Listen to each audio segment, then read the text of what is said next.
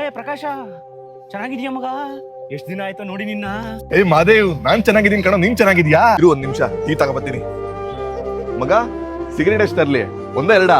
ಏ ಸಿಗರೇಟ್ ಏನ್ ಬೇಡ ಮಗ, ಸಿಗರೇಟ್ ಬಿಟ್ಟು ತುಂಬಾ ದಿನ ಆಯ್ತು. ಏನೋ ಮಗ, ಪ್ಯಾಕ್ ಕಟ್ಲೆ ಸಿಗರೇಟ್ ಸೇರ್ತಾ ಇದ್ದೆ, ಬಿಟ್ಬಿಟ್ಟ?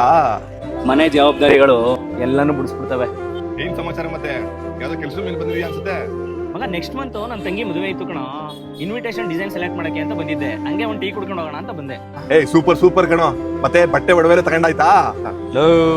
ಈಗಿರೋ ಚಿನ್ನದ ರೇಟಲ್ಲಿ ಚಿನ್ನ ತಗೊಳಕಾಯ್ತದೇನೋ, ಅದಕ್ಕೆ ನಾನು 3 ವರ್ಷದಿಂದನೇ ಜಾರ್ ಆಪ್ ಅಲ್ಲಿ ಇನ್ವೆಸ್ಟ್ ಮಾಡ್ತಾ ಬಂದಿದ್ದೆ ಮಗ. ಅದ್ಯಾವುದು ಮಗ? ಜಾರ್ ಒಂದು ಆನ್ಲೈನ್ ಇನ್ವೆಸ್ಟ್ಮೆಂಟ್ ಅಪ್ಲಿಕೇಶನ್ ಮಗ. ನೀನು 10 ರೂಪಾಯಿಂದ ಅದರಲ್ಲಿ ಇನ್ವೆಸ್ಟ್ಮೆಂಟ್ ಸ್ಟಾರ್ಟ್ ಮಾಡ್ಬೋದು. ಮತ್ತೆ ನಿನ್ ಚಿನ್ನದ ರೇಟು ಬೆಳೀತಾ ಹೋದಂತೆ ನೀನ್ ಇನ್ವೆಸ್ಟ್ ಮಾಡಿರೋ ದುಡ್ಡು ಪ್ರಾಫಿಟ್ ಬೆಳೀತಾ ಹೋಗುತ್ತೆ. ಬೇಕು ಅಂದ್ರೆ ಕ್ಯಾಶ್ನೇ ವಿಡ್ರಾ ಮಾಡ್ಕೋಬಹುದು. ಇಲ್ಲಪ್ಪ ನನಗೆ ಚಿನ್ನ ಬೇಕು ಅಂದ್ರೆ ಚಿನ್ನನೇ ತಗೋಬಹುದು. ಅದು ಅಲ್ಲದೆ ಇದು ಗೌರ್ಮೆಂಟ್ ಅಂಡರ್ MCA ರಿಜಿಸ್ಟ್ರೇಷನ್ ಆಗಿರೋದ್ರಿಂದ ಈ ಅಪ್ಲಿಕೇಶನ್ ನೀನು ಆರಾಮಾಗಿ ನಂಬೋದು.